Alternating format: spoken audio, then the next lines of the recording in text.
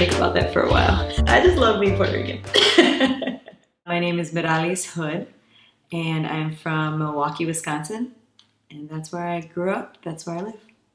My nuclear family is my husband and our two daughters, Salma and Sadie. They honestly have never experienced love the way I do from them. I just feel like I'm loved unconditionally. I don't have to be anything. I don't have to do anything. I can just like be whatever, and I'm accepted, and it feels really good. I want to serve others. I think that's where I feel most alive, is where I'm helping people. I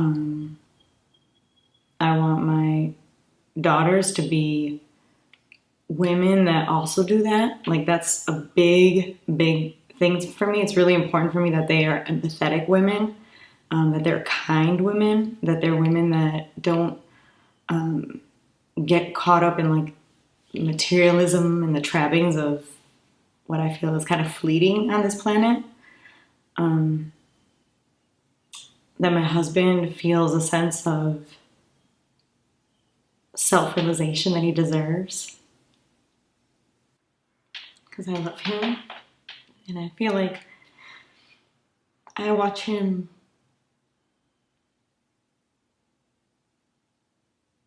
struggle, and he's been through a lot, and I just feel like he deserves to know and feel validation. Like, I feel like he gets that from me, he gets that from our daughters all the time, but I don't think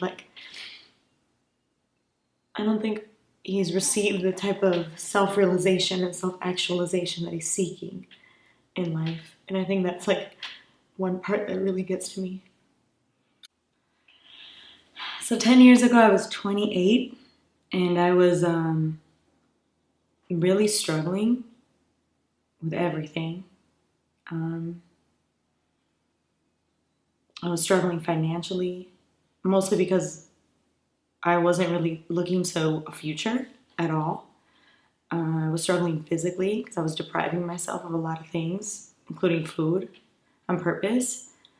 I was struggling mentally because I was just not taking care of myself at all, or had healthy boundaries. I think the moment that everything changed in my life was the night I attempted suicide, because I was really, career-wise, doing really, really well. On the outside, my marriage looked really, really strong. I was doing a lot of great things in the community. I had started a church randomly. I was busy every night of the week, doing things, teaching, hosting Bible studies. Like, it was like all the things were in place. I had a house, I had all those things. And that was the night that everything kind of blew up. And everybody knew my secret. I was suffering from a very serious clinical depression and anxiety, that I was having suicidal ideations every day. That would have been thought of as like, you got serious spiritual problems. My husband was pastoring at the time.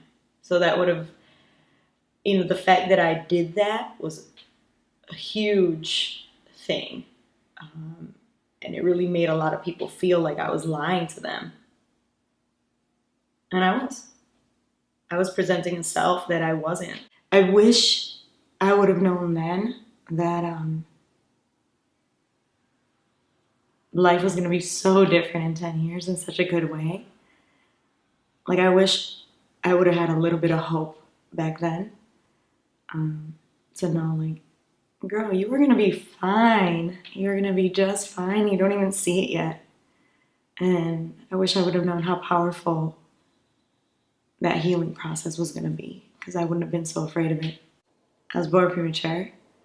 I was about 4 pounds, and I was put on flight for life right away to take me to another hospital with a NICU. I didn't get to meet my mom until a couple days later. And I was thinking about that. I was like, girl, you've been fighting your whole life. You know, and the doctors were like, I guess they told my parents, like, she's not gonna learn how to talk. She might not be able to see well. Her like capacity might be like, you know, delayed on a lot of things. I was speaking 2 languages by the time I was 3. I was reading by the time I was 4 in both languages. I got skipped a grade at 6.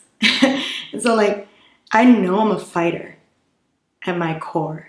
Like I know that I'm like, you tell me the thing that you think I can't do. Go ahead. And I love that. Something I've been thinking about for honestly only the past year is what my role is as a daughter of the diaspora of Puerto Rico. Thinking about, do I have a role? Do I get to go back? My aunt lives on the island, and I asked her if she thinks the diaspora should come back, and she said no, hell no. She was like, they chose American money over their island and their people, and they chose comfort over being here with us. And I was like, well, what about the kids? And she was like, oh no, you should definitely come back. You should help because Puerto Rico needs you. I love our language. I love our music. I love our food. And those are kind of shallow things, they seem like, but it's what's united me to my family. It's like what brings us together. But there's a very common Puerto Rican game when you sit down in a group of family. It's called bomba. And it's basically saying like short 4-line rhymes back and forth. So like you sing like a chorus to it and everybody's clapping, singing the chorus, and then they'll pick you out and it's your turn to say like a 4-line rhyme. And there's probably like 300 of these rhymes that you grow up learning as a kid, and you just know them, right? You want me to say one? Oh, my favorite one. Okay. No te cases con un bombero ni tampoco un policía. Cásate con un negrito y verás qué chulería. So it's like, don't marry a police officer, don't marry a fireman. Marry a negrito, which for us is like a dark-skinned man, and you'll see how awesome it is.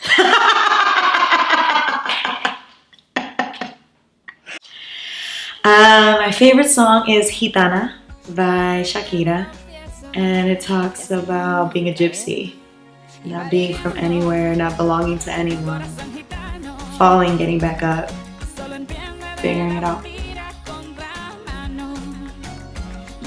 This is nerve-wracking. Yeah, I love my song.